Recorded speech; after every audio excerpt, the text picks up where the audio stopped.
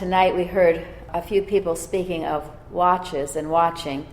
And since we always have new people joining us, I'll just say briefly, a watch is the time in which we pray and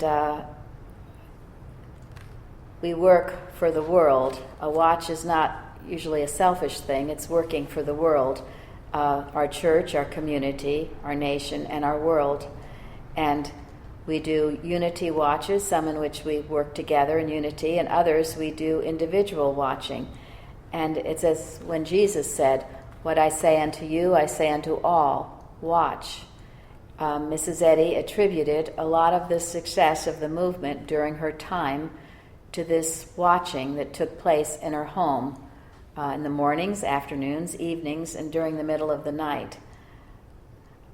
In our next newsletter, our October newsletter, Jim has compiled a list of watches that Mrs. Eddy has given to us, very, very helpful ones, and we will be getting it soon, but I'm going to read just a couple of them that she has given us.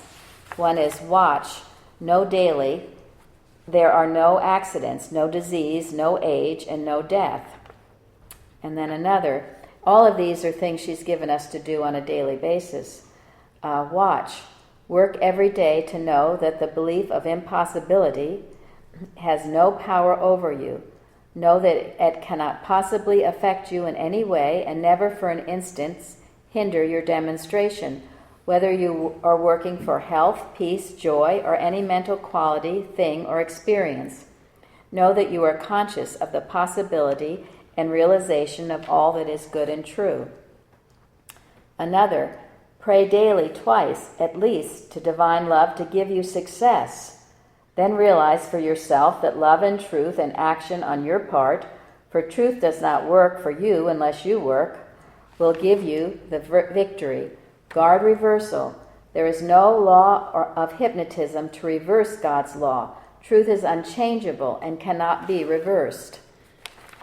These are wonderful watches, and when you think of it, if you're not thinking like this, you could be under the mortal law of accidents, disease, age, the mortal laws of failure, or the mortal laws of impossibility. But we know under God's law, we don't have to have that. We have health, we have abundant youth, if you call it one way. We have God's law that nothing is impossible to him.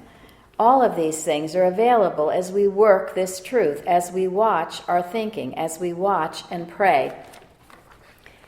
As it was brought out too in Janet's testimony when she was watching and seemed to have a problem, when she forgot about her problem and worked and prayed for the world, her problem left. Mrs. Eddy has said in Science and Health, whatever holds human thought in line with unselfed love receives directly the divine power. As we work and pray unselfishly for the good of all, we are receiving directly God's divine power. And this heals and helps not only the world and all of mankind, but as she said, it blesses ourselves as well. I'm so grateful for this church and all that I'm learning here. Those were such good readings tonight and hymns and testimonies. Thank you all.